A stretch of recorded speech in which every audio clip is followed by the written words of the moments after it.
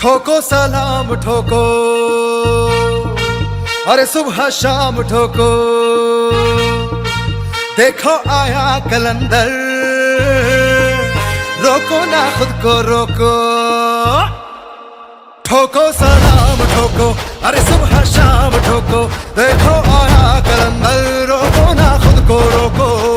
हम चोरों से चोरी है करते जरूर, अरे रफ्ता रफ्ता रफ्ता मारे अपना फितूर। दिनक दिन दा दिनक दिन दा दिनक दिन दे दिनक दिन दे दिनक दिन दा दिनक दिन दे, बोलो हाजी हुजूर। दिनक दिन दा दिनक दिन दा दिनक दिन दे दिनक दिन दे दिनक दिन दा दिनक दिन दे, बोलो हाजी हुजूर। Lakhs of students और इंडिया का one of the top most examination and securing AIR2, it's really very difficult and truly a commendable job. So here in this podcast we have Arjav AIR2. So सबसे पहले हम जानते हैं अर्जव से उनके बारे में कि कितना स्कोर किया उन्होंने इस एग्जाम में out of 5 and what was his journey. So Arjav, yes.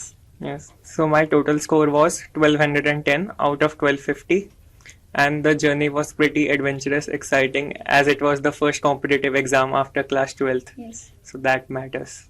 So like अभी आपने एग्जाम दिया, तो इसके बारे में आपने कुछ प्लान किया था कि CUET ही देना है या you had some other plans?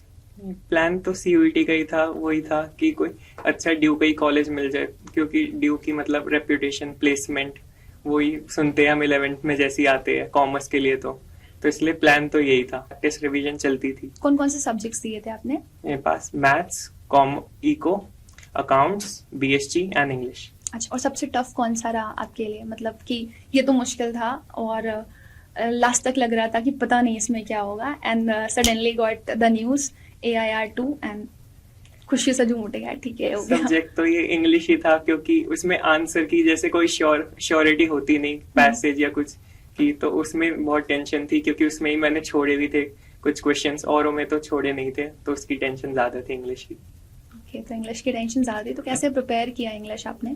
English जैसे पहले फर्स्ट मंथ में तो मैंने ग्रामर कर ली थी, क्योंकि ग्रामर के जैसे आ गए तो ग्रामर थोड़ी कॉन्सेप्चुअल होती है कि आप क्वेश्चंस की प्रैक्टिस करके कर सकते हैं.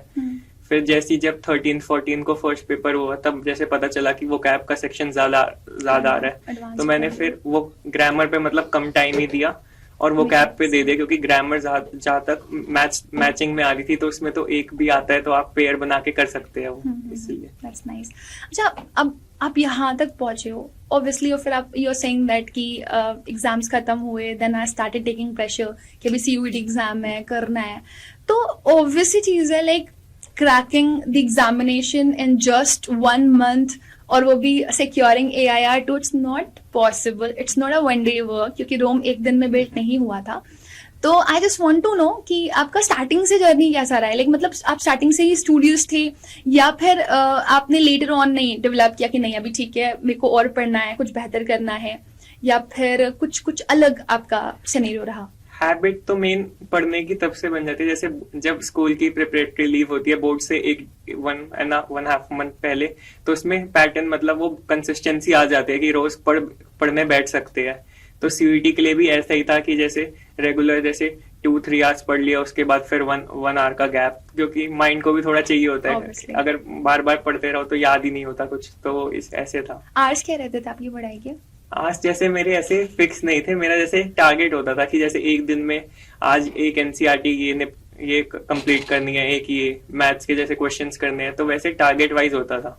ओके, तो मतलब ऐसा नहीं था कि 12 आवर्स कंसिस्टेंटली पढ़ रहे हो या फिर 15, ऐसा स्टूडेंट्स करते हैं, दे डू, बहुत एग्जॉस्ट हो जाते हैं वो.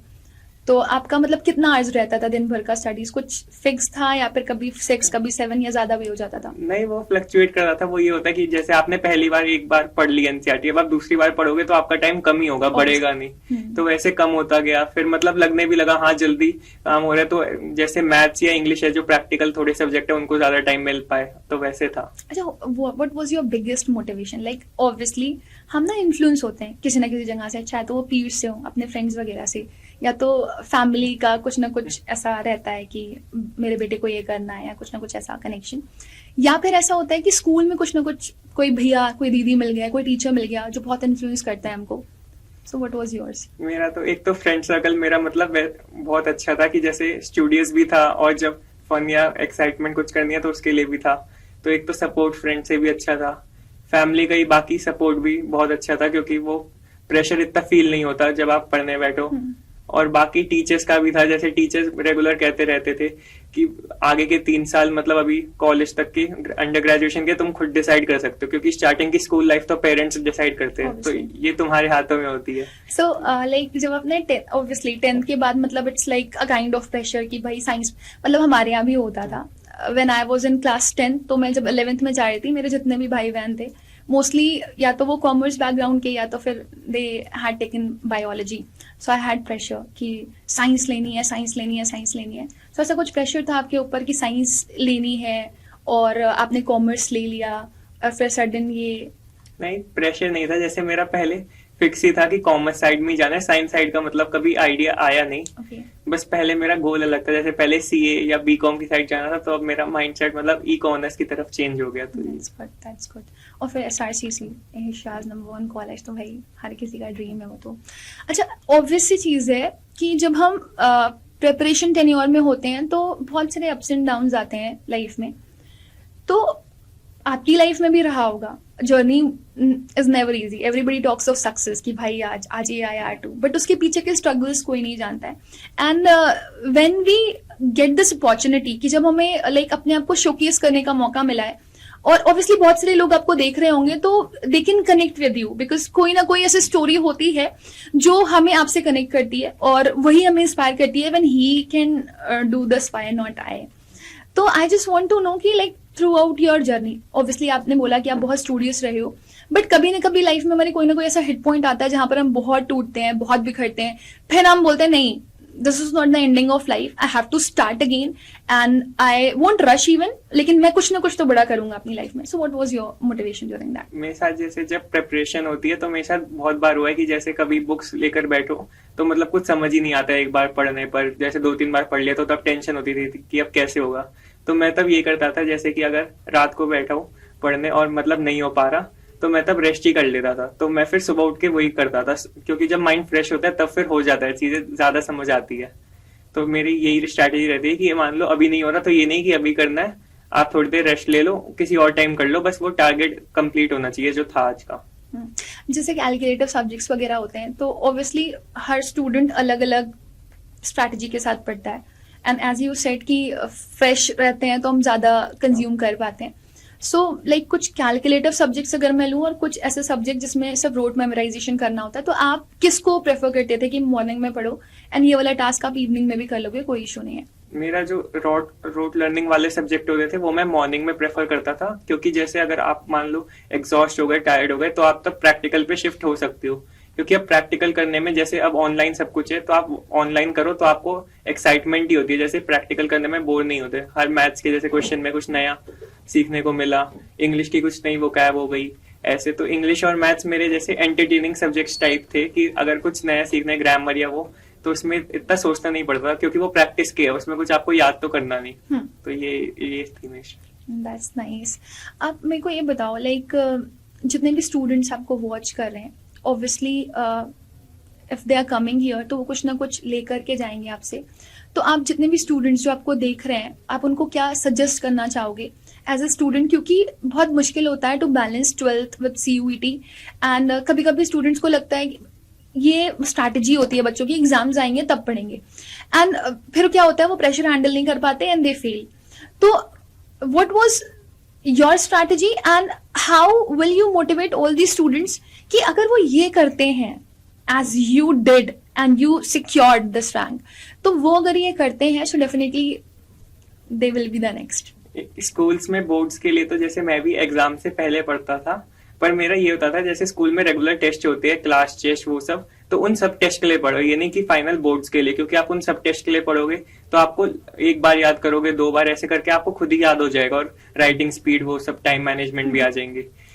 और CUET के लिए वही कि बोर्ड्स में अगर आपने जैसे कंसिस्टेंसी पेपर से पहले, क्योंकि अगर लोग पढ़े भी तो वो 6-7 घंटे तो वैसे भी पढ़ते हैं, तो आपकी वो हैबिट डेवलप हो जाती है फिर कि 6-7 घंटे आपको पढ़ना ही है। और फिर ये भी होता है थोड़ा कि हाँ लाइफ सिक्योर हो थोड़ी कॉलेज 12th के बाद, क्योंकि 12th के बाद ऑप्शंस बहुत सारे खुल जाते हैं। स्कूल में तो फिक्स होता है कि आपने ये चूज किया तो अब यही करना है। हाँ, तो ये इसलिए होता है।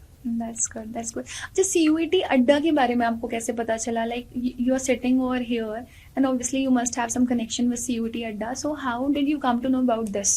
CUET अड्डा से मैं जैसे ऑनलाइन यूट्यूब पर ही इंटरेक्शन हुई मेरी कि उनकी वीडियोस। लाइक कौन से सब्जेक्ट्स पढ़े थे आपने यहाँ से? मैंने एक तो इंग्लिश, मैथ्स और जो बाकी सब्जेक्ट्स है कॉमर्स के, इको, अकाउंट्स, वो उनकी मैं जैसे क्वेश्चन है। कुछ याद है कौन सा सेशन देखा था? एक तो इंग्लिश जैसे एग्जाम रेप्लिका सीरीज आई थी, हाँ फिर टॉप 50 क्वेश्चंस टाइप, हाँ हाँ। और एक ऐसे थे। और जैसे वो होता था कि हर दिन पेपर हुआ तो पेपर का रिकैप इंग्लिश में कि वो कैप कौन कौन सी आई वो है। सबकी आइडिया लगी। And what about grammar? Grammar वो था, मैंने वो देखा था कि आपकी शायद सीरीज थी 120 ग्रामर रूल्स, तो मैं उसमें जैसे 5 मिनट की वीडियो तो वो जल्दी होती रहती। हाँ। तो ये हाँ, मतलब आई फील कि आज की जो हमारी लाइक यूथ है वो ऐसे क्विक चाहती है चीज़ें, so this is true. But I hope कि वो बेनिफिशियल रहे होंगे, बट अनफॉर्चुनेटली ग्रामर इतनी ज़्यादा आई नहीं थी। बट अच्छी चीज़ ये है कि सडन अगर कुछ चेंज हो रहा है तो आप उसको अडेप्ट कर रहे हो, एंड आई फील प्राउड कि हम अगर यहाँ पर हैं तो एज अ टीचर हम कोशिश कर रहे हैं बच्चों को वो दे पाने की कि आप ऐसे सडन कुछ आ रहा है, कुछ चेंज आ रहा है तो आप वो अडेप्ट कर रहे हो, वो स्टूडेंट्स को हेल्प कर रहा है। सो वो जो ऑल ऑफ द सडन विकैबुलरीज वगैरह आई एग्जाम्स में एंड सडनली एडवांस विकैबुलरी स्टूडेंट्स बताते थे, उनका हम फीडबैक लेते थे और उनके रिव्यूज लेते थे, तो उससे कुछ आपका हेल्प हुआ? कुछ क्वेश्चंस ऐसे रिपीट हुए आपके, कुछ मिला आपको? वैसे मेरा ये था कि जैसे आप बताते थे रिकैप ये सब, तो मैं एक ही जगह वैसे नोट डाउन करता था। तो ऐसे मुझे अभी याद नहीं कि जैसे क्वेश्चंस रिपीट हुए या नहीं, पर जो मैंने नोट डाउन करके जैसे लिस्ट बनाई थी मैं उसको ही बार बार मेमोराइज करता था। तो उससे मेरी वोकैबुलरी जो पेपर में आई थी उसमें हेल्प हो गई थी अच्छी खासी। That's really very nice. कब था आपका पेपर वैसे? मेरा पेपर इंग्लिश का 21st को था। अच्छा, ओके। तो अभी आगे क्या करना है, क्या प्लान है? आगे अभी तो BA इकोनॉमिक ऑनर्स, फिर उसके बाद कॉलेज लाइफ में हो सकता है चेंज हो जाए, पर अभी मेन जैसे MA इकोनॉमिक्स या MBA टाइप ये है। आगे चेंज हो जाए वो ऐसे।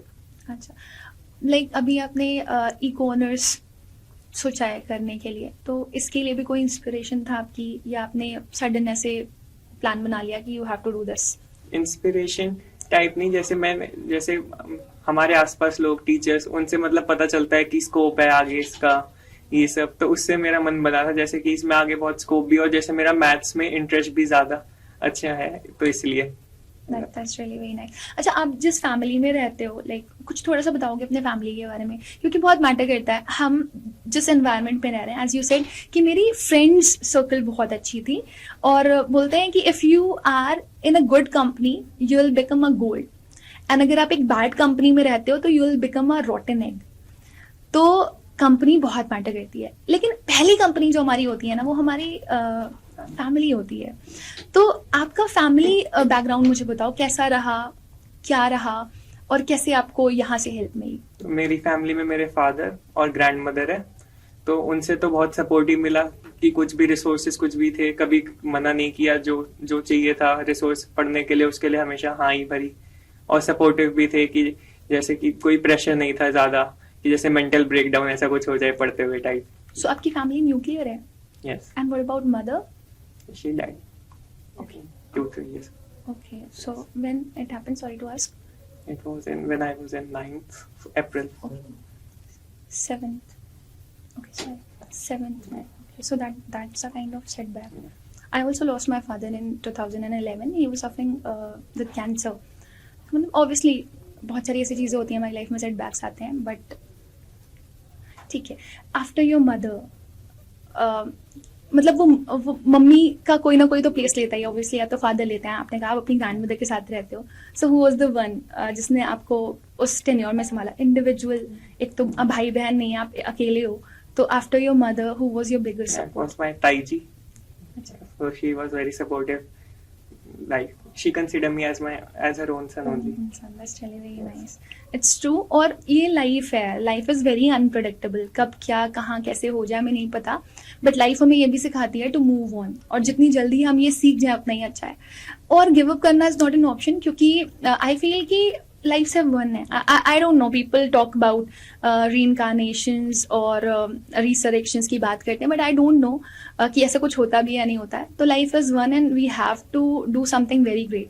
एंड आई थिंक आपने पहला स्टेप तो अचीव कर लिया. And where so ever your mother is, she will be definitely so proud.